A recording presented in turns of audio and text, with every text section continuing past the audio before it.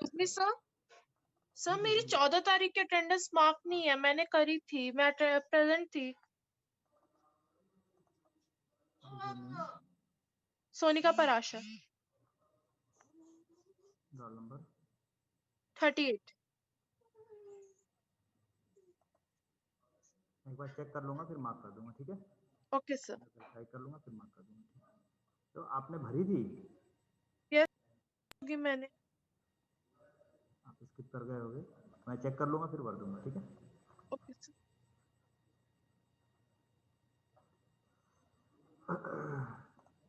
चलिए स्टार्ट करते हैं आज की क्लास। पिछली क्लास में हमने अभी तक पढ़ाया था फेरस मेटल्स एंड अलॉयज। मैंने आज बोला था नॉन फेरस और हीट ट्रीटमेंट ऑफ मेटल्स की हम बात करेंगे, ठीक है? सबसे पहला हम डिस्कस करते हैं non ferrous metals and alloys. हम दोनों चीज़ें साथ के साथ डिस्कस करेंगे। नॉन फेरस मेटल्स कौन कौन से हैं और उनसे बने हुए कौन कौन से अलॉयज हम यूज़ करते हैं मैन्युफैक्चरिंग इंडस्ट्रीज के अंदर, ठीक है? तो मैंने आपको 2-3 नाम बहुत कॉमन गिनाए थे आपको। जैसे सबसे पहला एल्यूमिनियम, और एल्यूमिनियम के अलॉयज ये नॉन फेरस अलॉयज में आते हैं। दूसरा आपका मैंने बताया था कॉपर एंड कॉपर के अलॉयज।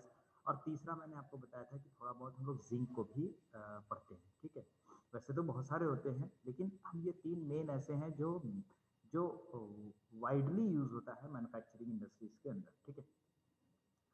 चलिए इसके बाद जो हमारा सबसे पहला जो हम टॉपिक डिस्कस करेंगे that is aluminium and aluminium alloys.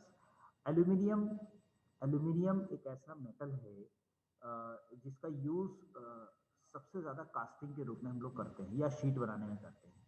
उसका कारण है एल्यूमिनियम एक ऐसा मेटल है जिसकी मेल्टिंग पॉइंट बहुत कम है, ठीक है? मतलब वो एक सॉफ्ट मेटल है। एक सॉफ्ट मेटल होने की वजह से हम उसको क्या कर सकते हैं, उस मेटल को soft, light and low cost, तीनों चीजें। तो हम क्या करते हैं, उसको उसको हम मेल्ट कर करके उसको हम कास्टिंग में हम उसको शेप दे सकते हैं, ठीक है? क्योंकि मेल्टिंग पॉइंट कम है, हमें उसको जो फर्नेस है उस पर कम समय तक उसको हीट अप करना पड़ेगा उसको मेल्ट करने के लिए, ठीक है?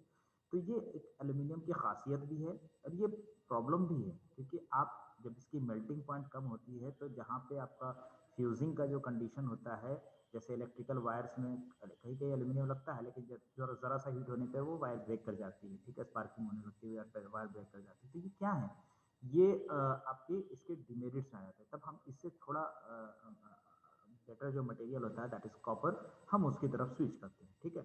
इससे ज़्यादा होती है कॉपर का मेल्टिंग पॉइंट, इससे ज़्यादा होता है, ठीक है? तो एल्यूमिनियम को हम एक्सट्रैक्ट करते हैं। एल्यूमिनियम एक ऐसा मेटल है जो हमें अर्थ के क्रस्ट से मिलता है, ठीक है? अर्थ के क्रस्ट यानी किस फॉर्म में मिलता है? एल्यूमिनियम प्योर फॉर्म में नहीं मिलता है, बल्कि बॉक्साइट के फॉर्म में मिलता है। बॉक्साइट एल्यूमिना का एक कंपाउंड फॉर्म है, Al2O3 2H2। Al2O3 आपको एल्यूमिना कहलाता है। एल्यूमिना का कंपाउंड फॉर्म हो गया, यानी कि उसके साथ 2 मॉलिक्यूल्स ऑफ वाटर अगर अटैच होते हैं तो वो बॉक्साइट कहलाता है, ठीक है? इसको यूज मैंने बताया था एल्यूमिनियम के आज भी बहुत सारे कंपोनेंट्स एयरक्राफ्ट में यूज होते हैं फॉर लाइट वेट। मैंने आपको बताया ये light weight, low cost as well as low इसकी इसकी जो लो आपके कह सकते हैं कि मेल्टिंग पॉइंट है, उसकी वजह से। इसकी melting point approximately 600 degree Celsius होता है। इसमें कहीं पर मेंशन होगा, देख लेना आप। हाँ ये रहा, 649 डिग्री सेल्सियस, ठीक है? 650 डिग्री सेल्सियस के आसपास इसकी मेल्टिंग होगा पॉइंट होता है, ठीक है ना? यानी 649 पर आपका ये मेल्ट करना शुरू कर जाएगा, ठीक है? तो जो इसका इसकी कुछ कैरेक्टरिस्टिक्स दी गई, जैसे रिलेटिव डेंसिटी इसकी 2.68 है as compared to steel. Steel की होती है लगभग 8 के आसपास, 7.8 के आसपास होती है, लगभग 8 के आसपास है। तो उससे बहुत कम इसकी रिलेटिव डेंसिटी होती है, ठीक है? तो इससे कोई मतलब नहीं है। हाँ, इसका एक जगह और यूज है, इलेक्ट्रिकल, थर्मल और कोरोजन रेसिस्टेंस में हम इसको बहुत ज़्यादा यूज करते हैं, ठीक है? जैसे आप एल्यूमिनियम की शीट्स भी होती हैं, आप एल्यूमिनियम के वायर्स लेते हो, तो यहाँ पे क्या है, यहाँ पे हम इलेक्ट्रिकल यूज के लिए ले सकते हैं। कहीं पे इलेक्ट्रिकल जो आपके कहीं पे लो लोड है, कहीं पे हाई लोड है, वहाँ पे एज पर रिक्वायरमेंट हम कहीं कहीं पर कॉपर की जगह एल्यूमिनियम को भी तरजीह देते हैं, ठीक है? हम एल्यूमिनियम को ही चूज करते हैं, ठीक है? इसके बाद आता है आपका इसकी स्ट्रेंथ वगैरह। बहुत वीक होती है एल्यूमिनियम की स्ट्रेंथ, लेकिन इसी में अगर कोई अदर मेटल्स को हम लोग ऐड करते हैं, कोई बाहर से कोई दूसरे मेटल लाइक जिंक, निकल, अगर हम उनको ऐड करते हैं तब इनके स्ट्रेंथ को हम बढ़ा सकते हैं, इनको हम बढ़ाया जा सकता है। जो आपका नेक्स्ट है कि जो आपके अलॉइंग एलिमेंट्स हैं इंक्लूडिंग कॉपर, सिलिकॉन, मैंगनीज, आपका मैग्नीशियम, जिंक, निकल, क्रोमियम, अगर इनको हम इसके अंदर ऐड करते हैं तो आप क्या कह सकते हैं कि एल्यूमिनियम की जो स्ट्रेंथ है, जो टेंसाइल स्ट्रेंथ है, आप उसको हम उसको क्या कर सकते हैं, इंक्रीज कर सकते हैं। ठीक है, इसके जो मेल्टिंग पॉइंट है बहुत लो होती है। इसकी जो मशीनेबिलिटी है वो ठीक नहीं है। आप इसकी मशीनिंग की प्रोसेस से अच्छी तरीके से सरफेस को फॉर्म नहीं कर सकते हो। ठीक है, जब तक कि इसमें अलॉइंग एलिमेंट नहीं डाला जाए। Without alloying element pure form of aluminium can not be properly machine. Machine का मतलब अगर आप इस पर कोई प्रोसेस करना चाहते हैं, जैसे नर्लिंग हुआ, टर्निंग हुआ, तो उसमें आपको दिक्कत आएगी प्योर एल्यूमिनियम के फॉर्म में, क्योंकि वो बहुत ही सॉफ्ट मेटल होता है। तो उसमें जो एक्यूरेसी आप अटेन करने की कोशिश करोगे वो एक्यूरेसी अटेन नहीं हो पाएगी। ठीक है, जब तक कि उसमें अलॉइंग एलिमेंट के मिक्सचर ना आ जाए। ठीक है,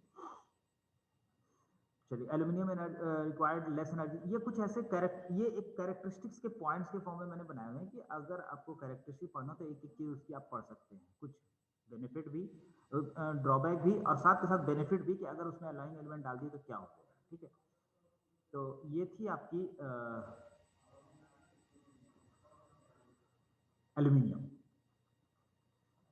ठीक है, इसका सबसे ज्यादा जो यूज होता है केमिकल इक्विपमेंट बनाने में और यूटेंसिल्स में यूज होते हैं। ठीक है, सबसे ज्यादा जो प्योर फॉर्म ऑफ एल्यूमिनियम है।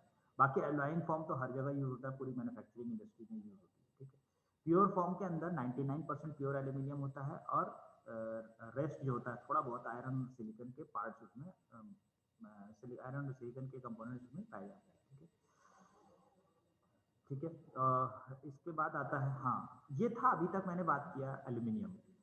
इसका जो सबसे ज्यादा जो अलॉय यूज होता है एल्यूमिनियम का, दैट इज ड्यूरोलुमिन। ठीक है, ड्यूरोलुमिन से क्या बनते हैं, लाइट वेट ऑटोमोबाइल्स के इंजन के पार्ट्स बनते हैं, और एयरक्राफ्ट में जो भी इंजन में या बॉडी में जो यूज होते थे, पहले मैंने आपको बताया था कि जो बॉडी पार्ट्स थे कंपोजिट्स आने से पहले ड्यूरोलुमिन लाइट वेट एल्यूमिनियम का कंपाउंड बना करके, एल्यूमिनियम का अलॉय बना करके उसमें यूज किया जाता था।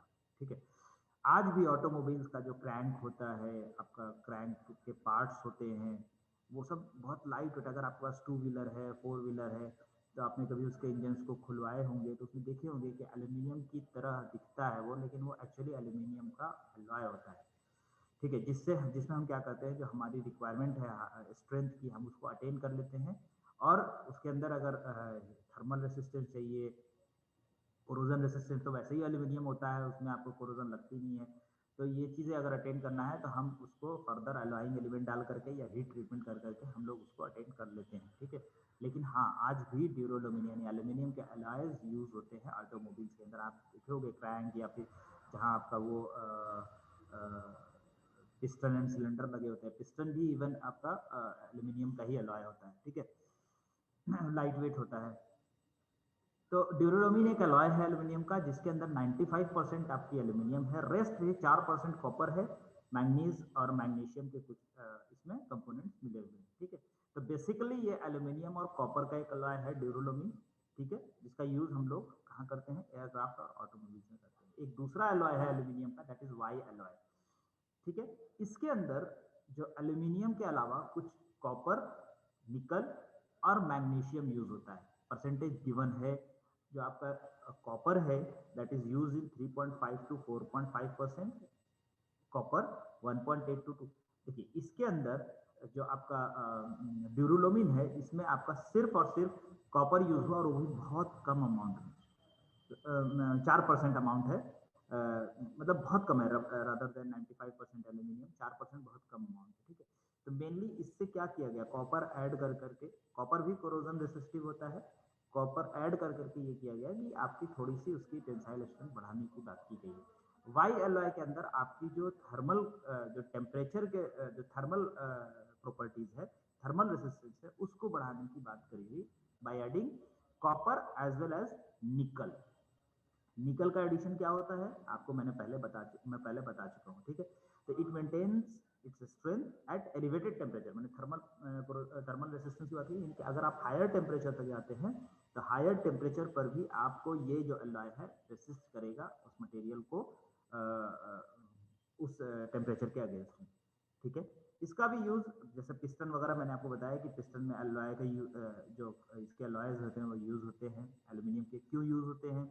क्योंकि पिस्टन जहाँ पे आपके फ्यूल्स इनलेट होती है वहाँ पे आपका फ्यूल बर्न होता है, वहाँ से ही आपकी पावर जनरेट होती है इंजन के अंदर, पिस्टन और सिलेंडर जहाँ पे होता है, तो वहाँ पे टेम्परेचर ज़्यादा होता है। आप देखेंगे अगर आप 100 किलोमीटर 50 किलोमीटर गाड़ी या बाइक अगर आप चला लेंगे तो आपका इंजन गर्म होता है, एक्चुअली उसके अंदर फायर जनरेट होती है, फायर जनरेट होती है, फ्यूल बर्न होता है, ठीक है। उसके बाद फिर वो पावर में कन्वर्ट होकर के आपको व्हील तक सप्लाई होता है, ठीक है।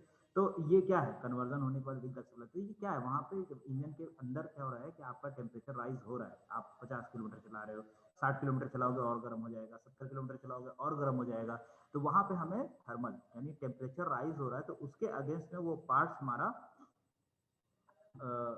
उसके स्ट्रेंथ पर फर्क नहीं पड़ना चाहिए हाई टेम्परेचर पर भी, जैसे जैसे हमारा टेम्परेचर राइज हो रहा है, तो उसके लिए हम लोग यहाँ पे वाईएलआई यूज करते हैं, ठीक है। इसका शीट और स्ट्रिप्स बनाने में भी यूज किया, छोटे छोटे स्ट्रिप्स जो बनते हैं वो भी बनाने में यूज किया था और शीट भी बनाने में यूज किया था। ये हुआ एक रॉ मटेरियल के रूप में शीट वगैरह बना करके हम इसको यूज करते हैं। एल्यूमिनियम क्लैड, ये भी एक अलॉय है आपका जिसके अंदर एल्यूमिनियम के अलावा आपका कॉपर यूज होता है, ठीक है। लेकिन इसमें हीट ट्रीटमेंट की जाती है, इसमें हीट ट्रीटमेंट कर करके जो कोरोजन रेसिस्टेंस है उसको आपको इम्प्रूव किया जाता है, और इसका भी यूज जहाँ पे हाई टेम्परेचर हाई स्ट्रेंथ की बात करते हैं against the temperature, high strength की बात करते हैं अगेंस्ट द फोर्स, हम वहाँ पे भी यूज करते हैं इसको, ठीक है। यानी कोरोजन रेसिस्टेंस और स्ट्रेंथ की बात हम लोग यहाँ पे करेंगे।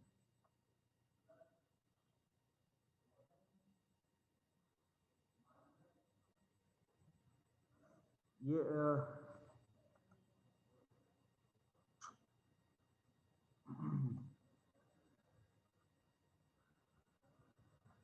सारे लोग रोल नंबर से ही एंटर है ना? देखिए कुछ लोग रोल नंबर से एंटर नहीं है, ठीक है। धूपम सॉरी सीक्वेंस नंबर से धूपम कालरा, हर्ष गुप्ता, बाकियों का जो सीरियल नंबर है ना उसी रेंज में आप लोग अपना नाम लिख करके एंटर करेंगे अगली क्लास से, ठीक है। जिस ऑर्डर में जैसे लिखा मेंशन किया हुआ है आप लोगों ने, ठीक है। जैसे ये 1 3 4 5, चलिए तो ये आपके थे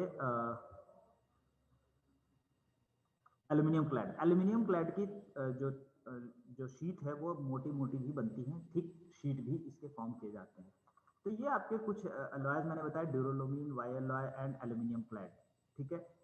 ये थे आपके एल्यूमिनियम के अलॉय। अब आते हैं आपके copper and copper based alloy, ठीक है। कॉपर और कॉपर बेस्ड अलॉय में दो ही अलॉय सबसे ज्यादा जो यूज होता है इंडस्ट्री के अंदर, घरों में, हर जगह यूज होता है, that is brass and bronze. दो चीजें यूज होती हैं जो कॉपर के अलॉयज होते हैं, ठीक है। जिसमें जो कॉन्स्टिट्यूएंट जो मटेरियल होता है कॉपर के अलावा, ब्रास के अंदर क्या होता है भाई? ब्रास किसका अलॉय है? एनीवन? कॉपर के अलावा ब्रास में जिंक मिला होता है, और कॉपर में सॉरी ब्रॉन्ज में आवाज सुनाई दे रही है सभी को? यस सर, सुनाई दे रही। Yes sir. Yes sir. बताइए ब्रास के अंदर और जिंक के अंदर, ब्रॉन्ज के अंदर क्या मिला होता है कॉपर के अलावा? टिन। ब्रॉन्ज के अंदर टिन मिला होता है, ठीक है। तो मेजर कॉन्स्टिट्यूएंट क्या है आपके ब्रॉन्ज के? कॉपर के अलावा उसमें अंदर टिन मिला होता है, ठीक।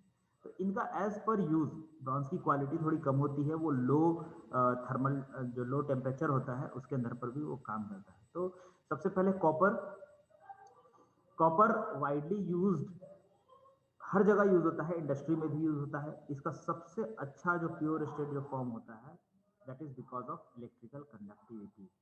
पहला, इसकी इलेक्ट्रिकल कंडक्टिविटी की वजह से ही ये सबसे ज़्यादा फेमस है। आज भी अगर आप मार्केट में जाते हो, अगर आप कहते हो कि ये मुझे वायर चाहिए तो आप कहेंगे कि मुझे कॉपर की वायर चाहिए इतनी थिकनेस की, रादर देन एल्यूमिनियम। क्यों? क्योंकि एक तो इसकी कंडक्टिविटी अच्छी, दूसरा इसका मेल्टिंग पॉइंट एल्यूमिनियम से अच्छा, ये बार बार शॉर्ट नहीं करेगा, ठीक है, फ्यूज नहीं करेगा, स्पार्किंग नहीं होगी, जो भी आपकी जो प्रॉब्लम्स होती हैं एल्यूमिनियम के अंदर वो नहीं होते हैं।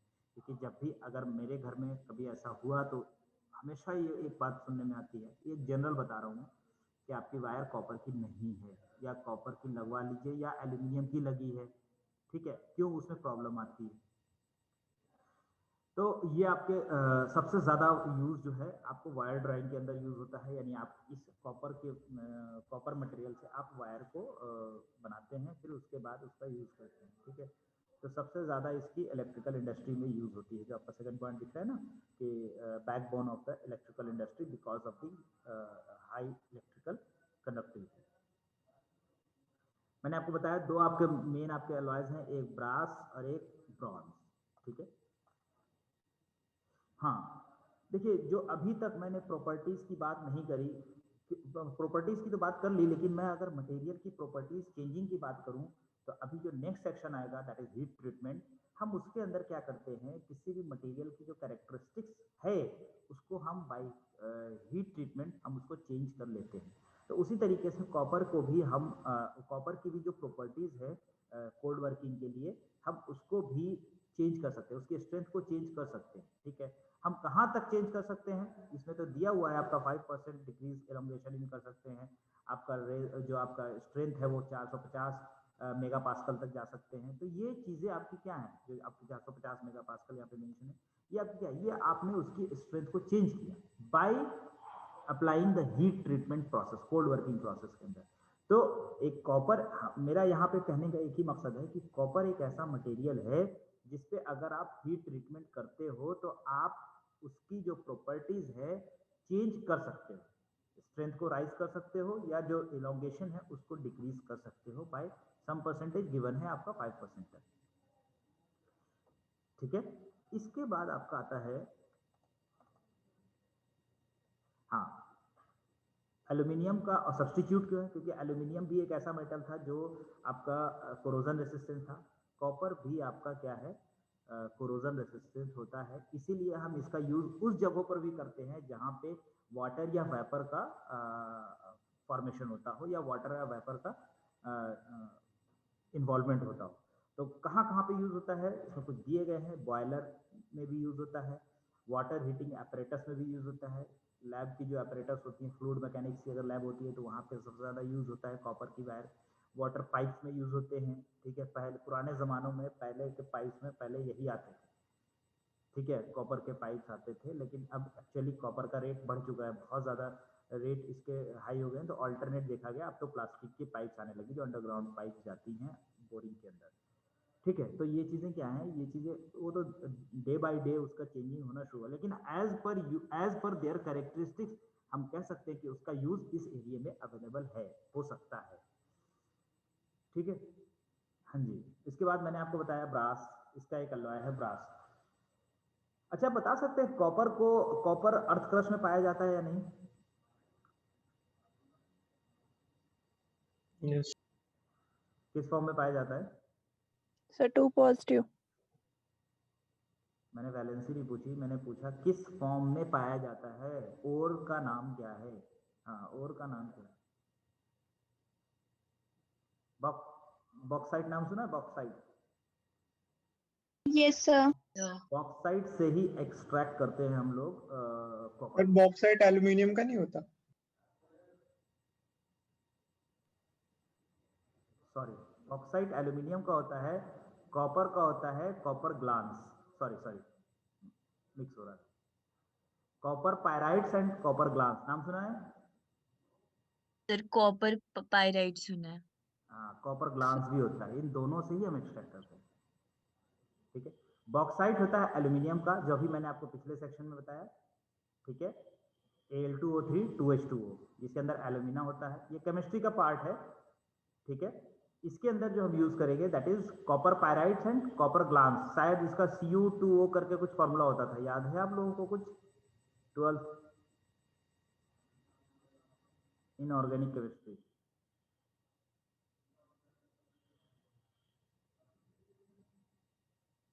कोई बात नहीं।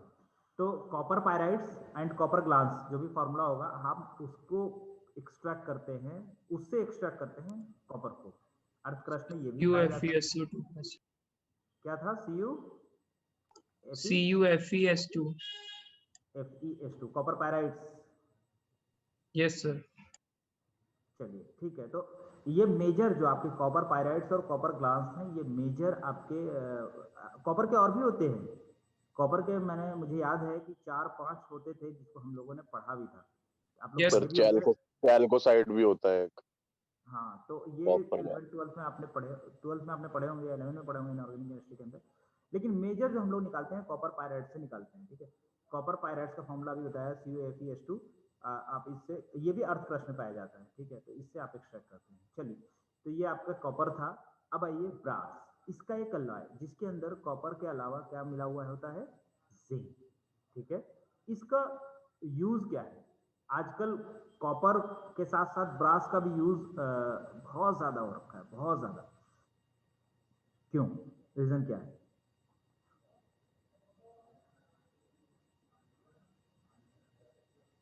इकोनॉमिकली फीजिबल है, so corrosion resistance resistive है।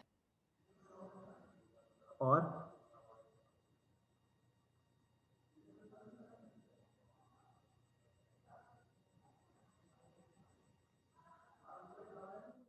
सर क्योंकि बोलिए बोलिए बोलिए।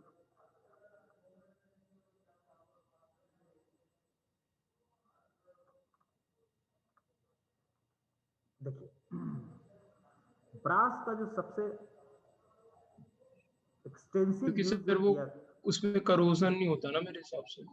देखो एक तो कोरोजन तो हो गया, वैसे ही कॉपर कोरोजन रेसिस्टिव होता है, लेकिन जिंक मिलाने से उसकी कोरोजन रेसिस्टिव की पावर हमने बढ़ा दी, कोरोजन रेसिस्टेंस और बढ़ा दिया। एक बेनिफिट, ठीक है। यानी जो कॉपर था उसको ब्रास बना करके उसकी जो कोरोजन रेसिस्टिव। अब जैसे मैं बताता हूँ, जो बाइक कहीं पर या कार अगर कहीं पर वॉश करवाने जाते हो तो वो एक मशीन होती है, देखा है आपने?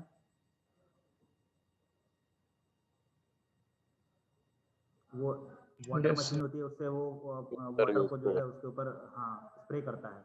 स्प्रेयर नहीं होता है, लेकिन वो ऐसा बना होता है। उसका नोजल देखा है आपने? वो ब्रास की होती है, वहां कॉपर नहीं लगता। उसका कारण क्या है कि अगर वो कॉपर का होगा तो इतना हाई प्रेशर पीछे से वाटर के फ्लो आते हैं, वो घिसना शुरू हो जाएगा उसका नोजल। समझ रहे हैं आप बात को जो मैं बताना चाह रहा हूँ? सिर्फ वाटर रेसिस्टेंट अगर होता तो हमको अगर सिर्फ वाटर रेसिस्टेंट यूज करना था तो हम सिंपली एक बॉयलर है वहां पे वाटर रेसिस्टेंट के लिए हमने यूज कर दिया। लेकिन हमें सिर्फ वाटर रेसिस्टेंट, अगर कहीं पर वाटर रेसिस्टेंस के अलावा हमें हाई प्रेशर भी चाहिए, यानी उसकी स्ट्रेंथ भी चाहिए अच्छी, काफी अच्छी, ताकि वो हाई प्रेशर अगर कोई चीज आ रही तो उससे वो घिसे ना। आप समझ रहे हो मेरी बात को मैं क्या कहना चाह रहा हूँ? Yes sir. Yes sir. Yes sir. उस स्ट्रेंथ को मेंटेन करने के लिए हम उसमें जिंक का कुछ परसेंटेज मिलाते हैं, ताकि हम वाटर रेसिस्टेंस तो है ही, लेकिन हम उसकी स्ट्रेंथ को भी अच्छी बना सकें, ठीक है। उसकी स्ट्रेंथ, उसकी डक्टिलिटी को भी अच्छी कर सकें, ठीक है। वो ये तो जो आपकी जब इसकी कैरेक्टरिस्टिक्स पढ़ेंगे तो बहुत लंबी चौड़ी है। ब्रास की कैरेक्टरिस्टिक, ग्राफिकल कैरेक्टरिस्टिक्स आती है, किस तरीके से किस किस पॉइंट पे कितने परसेंटेज को हमने जिंक मिलाया, कहाँ कहाँ पे कौन कौन सी स्ट्रेंथ चेंज हुई, कहाँ पे मैक्सिमम पहुंचा, कहाँ पे मिनिमम पहुंचा, वो सब चीजें आती है। लेकिन यूज क्यों, मैंने आपको 2 पॉइंट, कोरोजन रेसिस्टेंट जो कॉपर था ही, लेकिन ब्रास की जरूरत क्यों पड़ी? क्योंकि उसके साथ साथ मुझे उसकी स्ट्रेंथ भी चाहिए। अगर हाई प्रेशर नॉर्मल अगर कंटेनर में होता तो मुझे कोई दिक्कत नहीं, लेकिन हाँ, अब जैसे वाटर टैप है, वाटर टैप क्या है? आप सिंपल उसको कॉपर का ले लो, पहले भी आते थे कॉपर के, हालांकि अब तो स्टील और प्लास्टिक ने उसको ओवरटेक कर दिया, लेकिन पहले क्या आते थे? पहले कॉपर के आते थे, कॉपर का नलका होता था, हमारे घर में भी था। लेकिन अब क्या है? अब सारे स्टील में कन्वर्ट हो गए, ठीक है।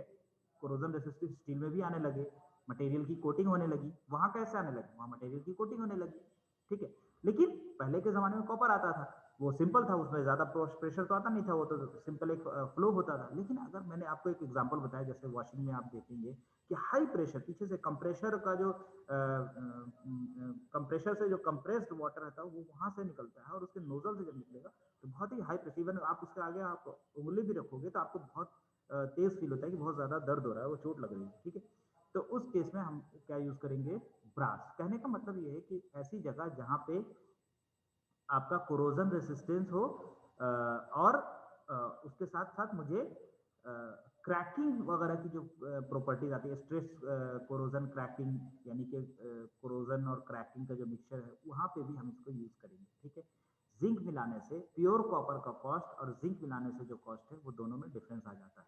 ठीक है, इसको हम इजिली क्या कर सकते हैं, जो शीट्स है और जो आपका वायर है उसमें कन्वर्ट कर सकते हैं, इसके रिवेट्स आराम से बना सकते हैं।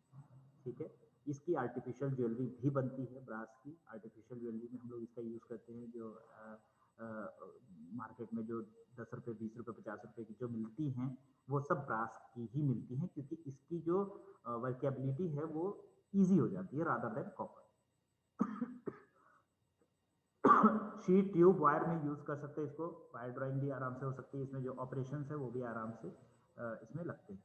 परसेंटेज आपको पढ़ना नहीं है, काफी डिटेल में है। एक्चुअली मैंने जब 4-5 साल पहले पढ़ाई थी, मैंने मैकेनिकल को पढ़ाई थी, तो उसके अकॉर्डिंग मैंने नोट्स बनाए थे, तो इसीलिए थोड़ा सा लेंदी है आपके लिहाज से, बट थोड़ा बहुत आपको जो पॉइंट पढ़ने हैं जो मैं आपको बता रहा हूँ। ठीक है, चलिए इसके बाद आता है आपका ब्रॉन्ज।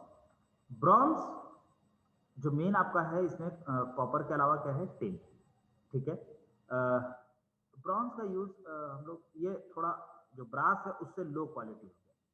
ठीक है, लेकिन इसका यूज हम कहाँ पे सबसे ज्यादा करते हैं, जहाँ पे जो सॉल्ट वाटर होता है वहां पे हम लोग सबसे ज्यादा यूज करते हैं। ठीक है, या वहां पे यूज करते हैं जहाँ पे मूविंग पार्ट्स ज्यादा यूज होते हैं, यानी कि वियर वाली जगह पे हम इसका यूज ज्यादा करेंगे। जैसे अगर मान लीजिए कहीं पर 2 पार्ट्स का मूवमेंट है, ठीक है, तो उसमें हम लोग इसका ब्रॉन्ज का यूज करते हैं। ठीक है, ताकि उसकी जो कैरेक्टर, जो स्ट्रेंथ है, जो वियर स्ट्रेंथ है, हम उसको बढ़ा सकें। या वहां पे यूज करते हैं जहाँ पे सॉल्टेड वाटर यूज होता हो, ताकि सॉल्टेड वाटर के रिस्पेक्ट में जो कोरोजन रेसिस्टेंस है हम उसको जनरेट कर सकें। ठीक है, तो ये आपके ब्रॉन्ज थे।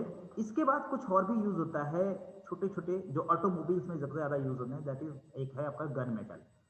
गन मेटल के अंदर हम फास्फोरस मिलाते हैं। ठीक है, फास्फोरस ब्रॉन्ज भी कहा जाता है। ठीक है, इसका यूज हम लोग करते हैं जैसे इंजन के अंदर जहां पे फ्लूइड्स फ्लो करते हैं, फ्लूइड्स का मतलब not water, other than water, तो उसमें जो आपकी जो वियरिंग कैरेक्टर, सॉरी, आपकी जो लेयर कैरेक्टरिस्टिक्स है, जो आपकी कोरोजन रेसिस्टेंस है, उसके लिए हम लोग यूज करते हैं गन मेटल। बहुत जगह यूज होता है। ये हार्डर होता है, फास्फोरस के मिलाने से ये हार्डर बन जाता है। इसके जो फॉर्म कंपाउंड बनते हैं दैट इज CU3P। जो आपने कभी नाम सुना होगा, बुश वगैरह जो इंजन में यूज होता है, या फिर जो इंजन के पार्ट्स में यूज होते हैं, छोटे छोटे बुश होते हैं, उनमें हम लोग गन मेटल्स का यूज करते हैं। एक्चुअली हमारा एक शॉप है मोटर पार्ट्स का, तो उसमें गन मेटल के ही अलॉय, कॉपर का जो गन मेटल है उसके अलॉयज यूज होते हैं। ठीक है, तो ये आपकी गन मेटल थी। और भी है सिलिकॉन ब्रॉन्ज, ये सब पढ़ना नहीं है, एल्यूमिनियम ब्रॉन्ज ये सब पढ़ना नहीं, इसलिए मैंने इसको छोड़ रखा है। ये आपके थे non metals, sorry, non ferrous metals and alloys. किसी को कोई दिक्कत इतनी में तो बताइए, एनीवन प्लीज। No sir. सभी को समझ आया? Yes, sir. Yes sir.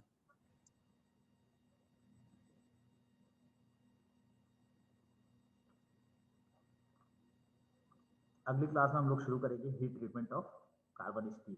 मैंने हीट ट्रीटमेंट लगाया था, हालांकि इसको पहले करना चाहिए था, कोई बात नहीं, मेरे पास इसकी स्क्रीनशॉट बाद में आई, तो मैं हीट ट्रीटमेंट अगली क्लास में करा करके, जो आपका यूनिट 1 का जो फर्स्ट सब यूनिट था, हीट ट्रीटमेंट कराने के बाद खत्म हो जाएगा। ठीक है, इसके बाद हम लोग कास्टिंग चलेंगे। ठीक है, अटेंडेंस मार्क कर दिया सब लोगों ने? हाँ सर। Yes, sir.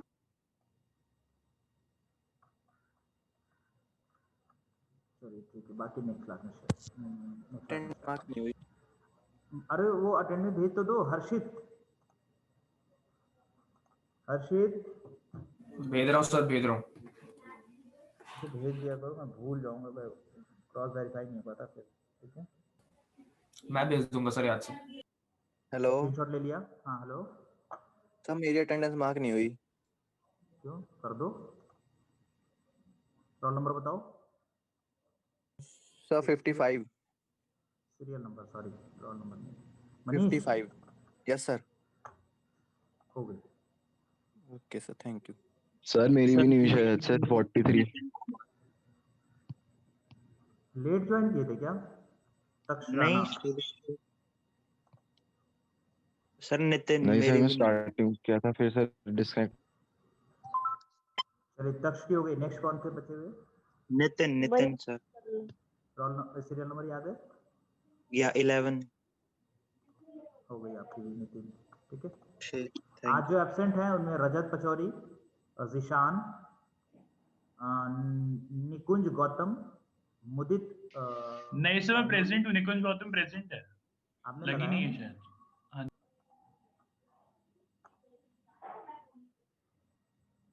पिछली क्लास की भी नहीं लगी आपकी तो। सर पिछली क्लास में नहीं था, इस क्लास में प्रेजेंट हूँ मैं। ठीक। आशिमा गुप्ता, नमित राज, आर्यन सिंह, कार्तिक, कुलभूषण झा। कितने लोग एब्सेंट हैं? ठीक है, बाकी नेक्स्ट क्लास में।